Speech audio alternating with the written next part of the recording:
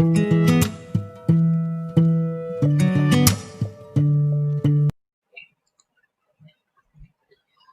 morning, everyone.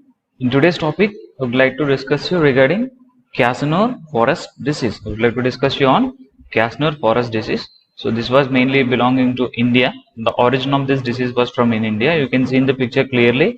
It was a forest originated disease and which is mainly occurring in the monkeys. So coming to the history of this disease, Casanova forest disease. So in the year 1995, in the year 1955, in the month of March, they have observed there was highest mortality in two species of the monkeys.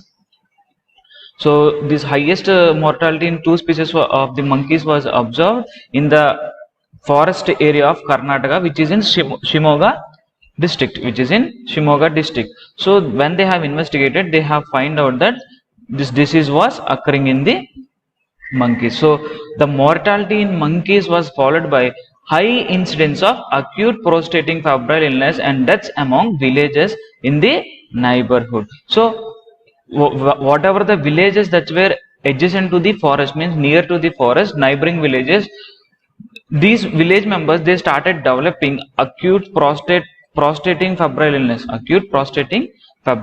which is leading to deaths, So investigation, it was resulted in the isolation of virus from the monkeys, man and ticks. So the disease was named after the forest name where it was discovered, and the virus is named as Casanova forest. The virus was named as Casanova forest disease. So this is the history. So in the year 1955, in the month of March, they have identified highest mortality in two species of monkeys. Even the villagers who are living around those area, these villages started developing an acute prostrating febrile illness, and which is leading to death among those villages. So when they have investigated, the results were like one virus was isolated, that is from monkeys, man and ticks. So this disease was named after the forest where it has evolved, which is known as Casanova forest disease. So you can see in the background image, the main state which is affected is Karnataka. And this is Kerala, beside the Karnataka, and above the Karnataka there was Maharashtra. So you can see here Casanova forest disease distribution map. So it was mainly pertaining to India. It occurred in Karnataka, Kerala, Tamil Nadu, even in Maharashtra, some parts of Maharashtra also. So you can see the picture again. It was mainly coming from the monkeys. Monkeys to man via ticks. So coming to the epidemiological factor, these are called as ticks. If you see here, KFD virus, it is a member of B toga virus family. Coming to the epidemiological determinants, in that agent factor is B toga virus. KFD virus, it is a member of B toga virus. So if you see here, natural hosts and reservoirs, small mammals, particularly rats, squirrels, are the main reservoirs for this KFD organism, and birds and bats are less important hosts. Monkeys are amplifying hosts of the virus. So I have said you in yesterday class when we are discussing the Japanese encephalitis, pigs are the animals which are acting as an amplifier there. So coming to this disease, KFD, here the monkeys are acting as amplifiers of the disease, and cattle provide hemophilasiasis, ticks, plentiful source of blood, which in turn leads to population explosion among the ticks. And man is an incidental or dead-end host and plays no part in the virus transmission. So as I have said in the previous class regarding Japanese encephalitis, there also the man is the dead-end host. In the same way, if you relate to this disease, here the man is the dead-end host. The only way of transferring the disease from one person to another person is through the ticks, through the ticks. Whenever these ticks are going and biting the monkeys, and whenever these ticks again coming in contact with the man, the disease is being transmitted from one person to another population. Coming to the vectors here, at least 15 species of hard ticks of genus Haemophilus are known to transmit the disease. So as I said, mainly here the ticks are following the major contribution. The ticks are taking the major contribution in the transmission of the disease. And KFD has been also isolated from the soft ticks. And the highest number of human and monkey infections occur in drier months, particularly from June to January to June. Here, what is the vector here? The ticks. The ticks are acting as a vector here. And at least how many species are there? There are nearly 15 species of hard ticks were identified, and they identified even from soft ticks also. They have isolated the virus even from the soft ticks also. And in the same way, you can see highest number of cases, human and monkey infections, they are occurring in the drier months. So they are particularly from Jan to June, means January to July. If you take the host factors here, so the age group is among 20 to 40 years. The age group is among 20 to 40 years. And if you take the sex rate, means gender based, both male and female are being affected here. And if you take the occupation, the persons who are mainly dealing with the cattle or cutting the woods. So in previous slide I have just missed here, cattle provide Haemophilus ticks a plentiful source of blood, which in turn leads to population explosion among the ticks. So if you see, for example, if a mosquito want to grow it in its number, in a number, they need damp fields and paddy fields or some stagnant water to breed.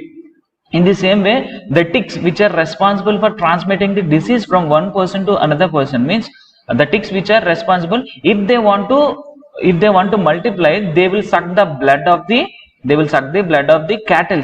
So these cattle are harboring, means these cattle are the one which these ticks are depending on. So if there is more number of cattle, they have the plenty of blood to multiply themselves, means their population will explode. So the more the cattle, the more the favorable conditions for the ticks to grow. So this tick is mainly playing a major role in transmitting the disease from mosquitoes to cattle and mosquitoes to men. From monkeys to cattle and from monkeys to men. So these are the host factors. Coming to the human activity. So epidemic period correlates with the greatest period of human activity in the forest. So the higher the person is exposed to the forest area, there are higher chances of the disease KFD, Cashmere forest disease. So you can see here, epidemic period correlates with the greatest period of human activity in the forest. So since it is a forest acquired disease, mainly the monkey species are being affected with this disease. So whenever a person is going and coming in contact with this disease, there it is leading to the transmission of disease. And even the epidemics also result due to the highest exposure to the forest. What is the mode of transmission here? So you can see the mode of transmission. The transmission cycles involves monkeys and ticks. The disease is transmitted by the bite of infected ticks, especially in nymphal stages, and no evidence of man-to-man transmission. So you can see here that the disease, the cycle is mainly involving monkeys and ticks. So whenever these monkeys are getting infected, whenever these ticks are getting infected with this disease, whenever they are going in contact with the monkeys, the disease has been transmitted to the monkeys. So whenever the ticks are in this nymphal stage, so this especially during the nymphal stage, it is causing more number of cases, and there is no evidence for man-to-man transmission. And coming to the incubation period, it is of 3 to 8 days. So this is how the disease is being transmitted. You can see here monkeys, rodents and shrew are the common hosts. Monkeys, rodents and shrews are the most common host for this Castnor forest disease. So here if you see the adult tick, this was the adult tick. So during the summer it is laying the eggs, and during the winter they are in nymphal stage. During the winter they are in nymphal stage, and this is the larva which is in autumn.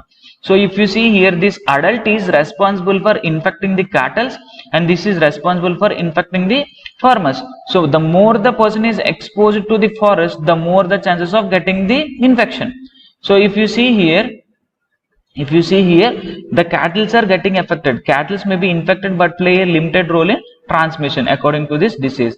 But there is no evidence of transmission via unpasteurized milk. So if you see here, the adult is responsible for infecting the cattle, the adult is responsible for infecting the human. And the larvae in the month of autumn, it is responsible for infecting the monkeys. It is responsible for infecting the monkeys, rodents and shrews. So these are the common hosts for this KFD viral disease. If you take the nymphs, these are mainly infecting the rats. No person-to-person transmission has been identified, but unsafe contact with infect animals may cause KFDV transmission. So whenever a healthy person is going in contact with the infected organism, there it is resulting in the infection to the particular man. It is resulting in the infection to the particular man. So have you got it here? It is very clear. If you see, this is the tick life cycle. During summer it is laying eggs, and during spring it will become an adult. During winter it was in nymphidal stage, and during autumn it is in a larval stage. You have to from summer to larva, from larva to nymphidal, again it is becoming adult. This adult, if it want to lay these eggs, it needs some blood. So the blood is mainly taken from the cattle. So this adult is going and infecting the cattle. It is sucking the blood from cattle and it is laying the eggs. At the same time, it is affecting the human beings who are coming in contact with this particular animal, ticks.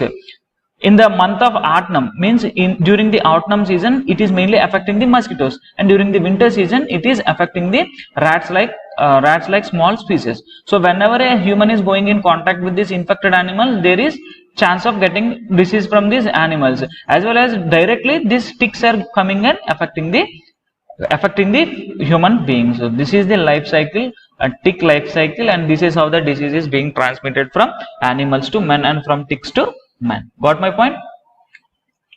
So coming to the clinical features of the disease. So what are the clinical features here? Onset of fever is there, headache is there, and fever is there, headache is there, severe myalgia, and with prostration in some patients. So with some prostration in some phases, and this acute phase, it lasts for about 2 weeks. The acute phase is mainly lasting for about 2 weeks, and you can observe gastrointestinal disturbances. Hemorrhages from nose, nothing but epistaxis. Also you can see bleeding from gums, you can observe. Even in stomach and intestine may cause, and in stomach and bleeding from stomach and bleeding from intestines may occur in some severe cases. And in several cases you can observe mild meningoencephalitis after an febrile period, and after an febrile period is also observed. So you can see here, in acute phase it is mainly lasting for 2 weeks. Gastrointestinal distributions can occur, and you can also get the hemorrhages which are coming from the nose and gums, even in the stomach and intestines. And in several cases you can observe mild meningoencephalitis, which is resulting after an febrile illness. And this stage is mainly characterized by return of fever, severe headache, which is followed by neck stiffness, coarse tremors, abnormal reflexes, and mental disturbances. So mainly this acute phase, this stage is characterized by hemorrhages from nose, gums, stomach, intestine, and you can even observe meningoencephalitis mainly after some febrile period. And you can observe symptoms such as neck stiffness, coarse tremors, abnormal reflexes, mental, and the case fatality rate is about 5%. The case fatality rate is about 5%. So these are the clinical features that you can observe. Coming to the control of this disease, from which means the disease is being transmitted here, through which means the disease is being transmitted here. It is mainly transmitted through the ticks. So if you are able to control the ticks, then automatically you can control the disease, correct or not? So in the hotspot areas, where the monkey deaths have been reported, so within the 50 meters around the spot of those monkey death, if you are able to spray, then you can, if you are able to spray, then you can kill these ticks. And also you have to restrict the cattle movement. Why you have to restrict the cattle movement means, mainly the ticks are mainly breeding on the cattle blood. So if there is no bleeding, means if there is no blood available, if there is no cattle available for those ticks, then there are less chances of multiplying their number. If there are less the number of ticks, less the number of cases of the disease, you have to go for vaccination. So population who are at the risk areas, they must be vaccinated, they must be immunized with the killed KFD vaccine, and also they have to use personal protection. So mainly they have to use the insect repellents, and adequate clothing they have to wear, and habit of sitting or lying down on the ground should be discouraged through health education. At the end of the day, body should be examined for ticks, and they should be removed if they are present on the body. So this is regarding the disease KFD. So if you have any queries, you can contact me through my WhatsApp and through my email. Thank you so much.